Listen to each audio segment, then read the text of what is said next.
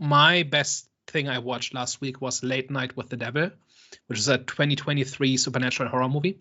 So it's been on my list to watch for a while. It wasn't in cinemas in my area, and it took a while to get to streaming here. So I just watched it this week, and I think it's a really interesting movie. I think it makes some not great choices, especially where it doesn't really try very hard to make the found footage thing really work, even though that's kind of the pitch. And the ending is a little bit weird. But one thing I really liked about it was just in general, it just flowed really well. Like I was really engaged from the first minute. And also it does this thing that I like a lot in horror, fantasy, science fiction, where there's kind of a metaphor going on, but it is also literal. And those two things kind of happen at the same time. So in this case, it's the idea of making a deal with the devil, where the main character has kind of made a deal with the devil in like 4 different ways. And they all kind of like collide during the story. And one of them is literal, and the other 3 are kind of symbolic or thematic. But they all kind of come to a head at once. And that drives the plot, basically. And I thought that was really interesting. And even though it's a very flawed movie and it was apparently very low budget, and a bunch of the effects are pretty cheap, but I think on a character and a thematic level, it's really strong. And if you want to see like a horror movie that has some interesting ideas, but that isn't just a series of cheap scares, and where if you can look past like relatively cheap production values, then this is a really good watch. Yeah, I remember I watched it as well. I think there wasn't really anything that stood out to me, but I did like the film. I think it was competently made. It was just a good, solid Exorcist type of film. The ending was weird. I don't think I kind of drifted off a bit when it came to the ending, because it was like I'm sure they were trying to be very like I forgot what the symbolism in that was, or what the metaphor in that was. Yeah, it was kind of weird. But yeah, in terms of just as a whole, it was definitely. Have they ever done that type of storyline before, where they're doing The Exorcist on TV? Live TV? Yeah. It must have, but I'm not aware of any. Okay, well, it felt fresh to me. So yeah, but that's also the 70s setting, and like the 70s were a time when interest in the paranormal was really at a high, and then you've got the talk show, and you've got TV being a relatively new thing, so people don't really know what to expect from it.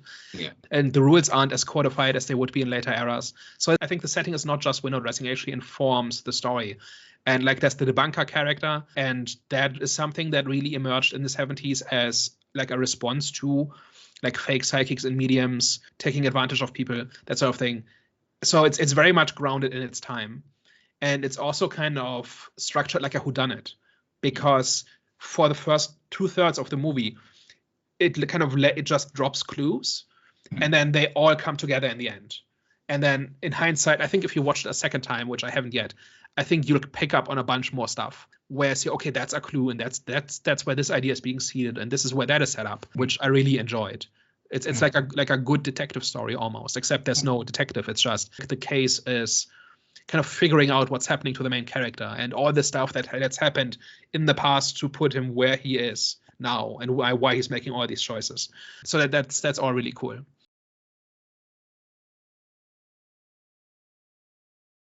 I rewatched Dracula Untold. By the way, I remember when I first watched it, I was pretty disappointed that they weren't going to do a second one.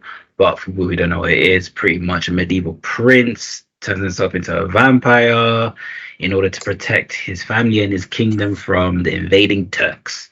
And yeah, this is a great watch, man. I don't know why people didn't like this film, but for me, it just felt refreshing watching like a vampire film, which wasn't like Twilight, if that makes sense. Because I don't get to I actually did enjoy Twilight. Not a lot of people would admit that, but I enjoyed Twilight. But I think after Twilight, there was a lot of vampire films which were just, it was very light, and it wasn't as dark and gory as it should be. I think it was very like a lot of the times very the romance aspect that was theme that was kind of incorporated into vampire movies since then, but they've been defanged. Yeah, exactly. Yeah, this one just felt gory, just felt dark, and it was a good watch. I definitely liked what they did with the vampire powers, especially how they manipulate, like how there was a scene where he manipulated the bats and he used that obviously to go against the Turks. It was a scene that was amazing.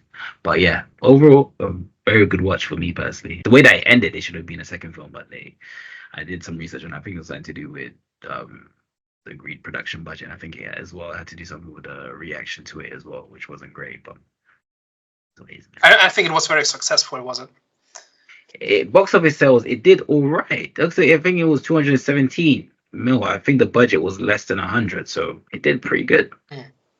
Yeah, I like a good monstrous vampire.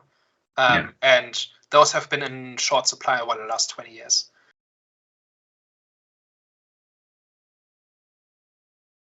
I gave the Frasier Revival from last year a shot.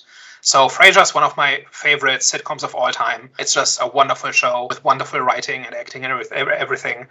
And they made one of those revivals 20 years later that have not had a good track record. And so I was kind of putting it off a little bit, kind of dreading it, but then I just gave it a chance because I had a free half hour and just wanted to check out the first episode to see if it was better than stuff like that 90s show. Like one of those revivals that kind of catches in on a name from 20 years ago, but completely misses the point and completely loses all charm of the original and that made the original work. And Frasier is not that. Frasier starts off a little bit weak and a little bit cheap. It's got that streaming sitcom problem of terrible acting, terrible editing, cheap production values, but it's got pretty decent writing. Like it's not Frasier at its peak, but it preserves what was good about Frasier, which was this pretentious psychiatrist who keeps trying to fit in high society and it never really works out for him. While at the same time, the story kind of perfects the hilarious misunderstanding, where in the main character's pursuit of status and approval from his peers, he keeps getting dragged into these increasingly convoluted lies and deceptions and schemes until it all blows up at the end of the 22 minutes. And this manages to preserve that and kind of continue that idea, while at the same time updating it and making it a plot point that it's 20 years later and he's at a different stage in his career and his son is now grown up and there are parallels to the original show. So in the original show, he was kind of in his 40s and his retired father had moved in with him, which was kind of cramping his style. And now his son in his 30s moves in with him when he's in his 60s. And it's a similar dynamic, but different. And they managed to kind of honor the original while actually moving forward. And they strike that balance really well and actually gets better over time. So the first couple of episodes are pretty hokey and I kind of tolerated them. But as time went on, I found myself enjoying more and more. And before I knew it, I was actually laughing out loud. So if you like sitcoms, first of all, check out the original Frasier, but the 2023 Frasier is actually really good as well.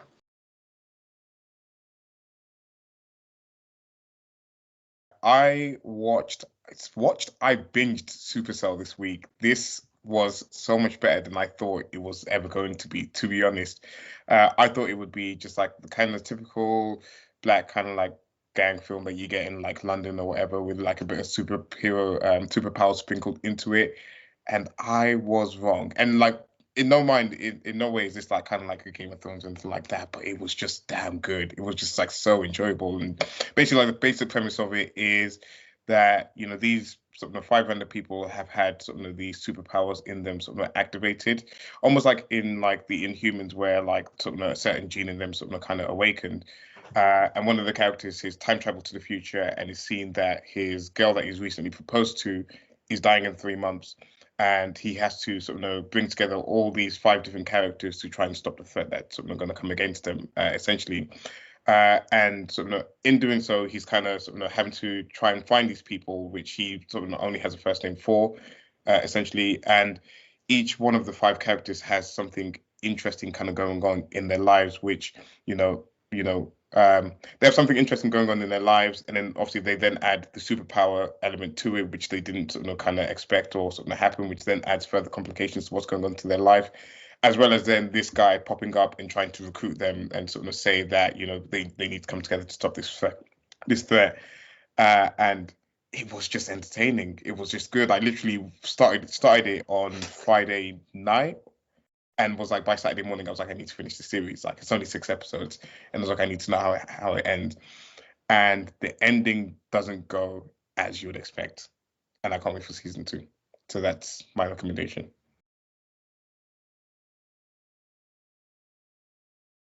With this week, I watched Goodbye Lenin, which is a German comedy from 2003, which is about, it's probably one of the most well-known, somewhat recent German movies.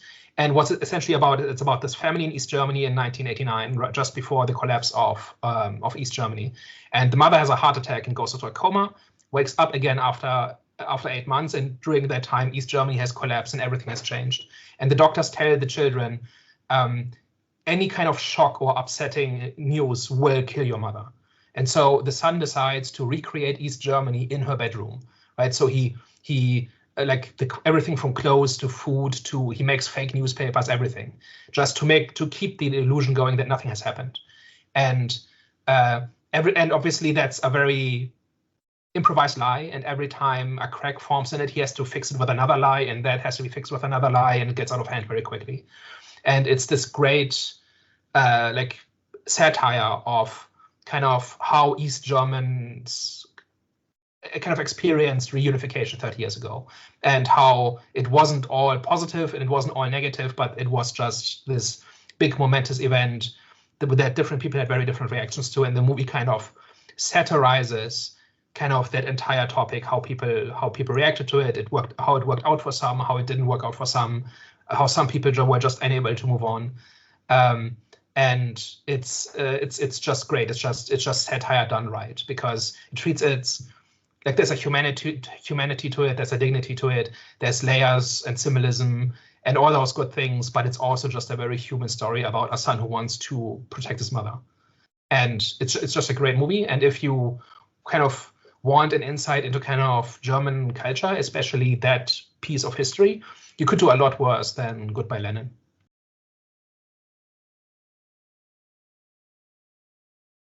So I finally finished House of the Dragon. We just had the episode 8, the finale of season 2. And I feel like I was tricked into liking season 2 because it felt like it was doing a lot of like the right things in there. It felt like it was like, giving us some interesting sort of dynamics between sort of the characters. You had the whole question mark as to sort of whether Aemond intentionally sort of killed his, or like nearly killed his brother.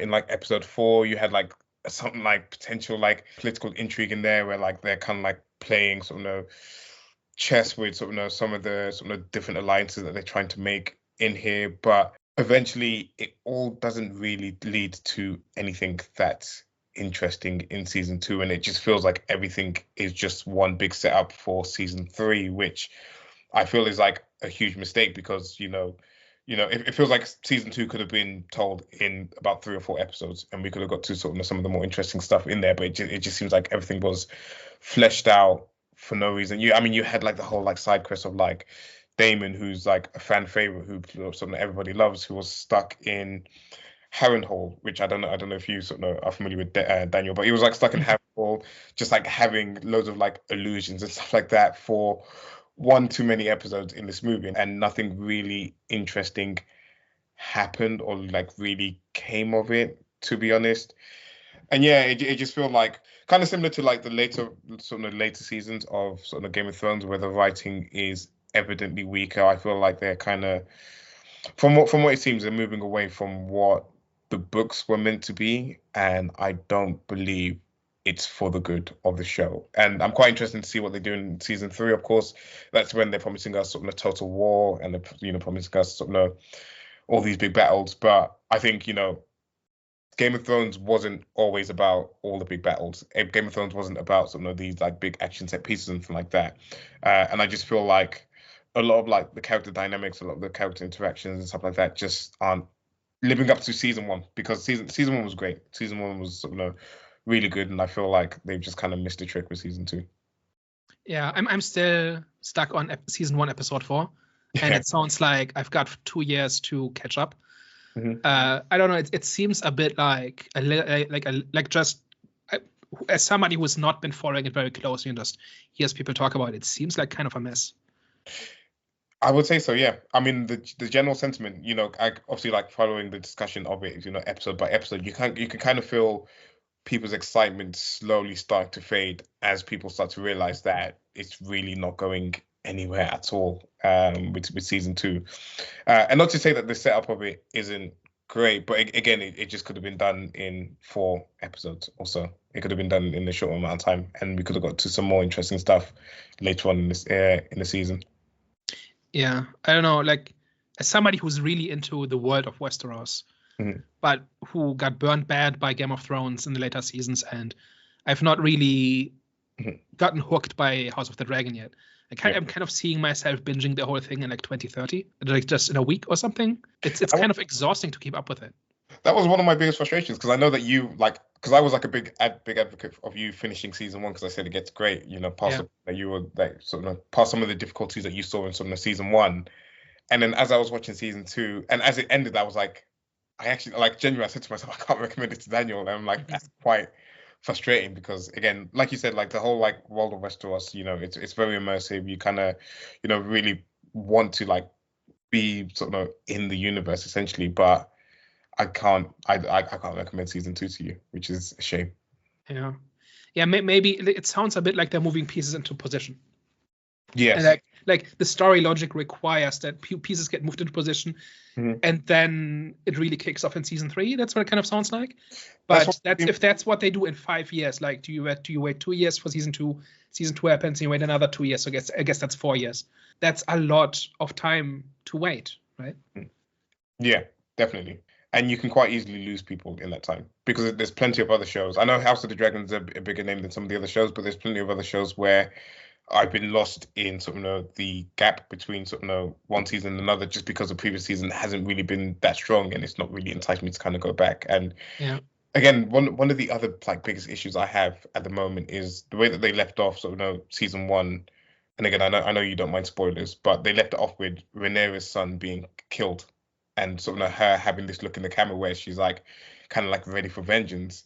And then the whole of season 2, she's just an apologist, and she just is trying to skirt around war, and doesn't want to actually sort of actively engage in this, which is really frustrating. And again, it feels like they've seen that Rhaenyra's a fan favorite, and they're kind of taking the character away from what she is in the book, because I believe she's meant to be Rhaenyra the Cruel in the books, but she isn't really being portrayed as that. And I feel like it would have fit her character more. The way that they ended season 1, it would have fit her character more.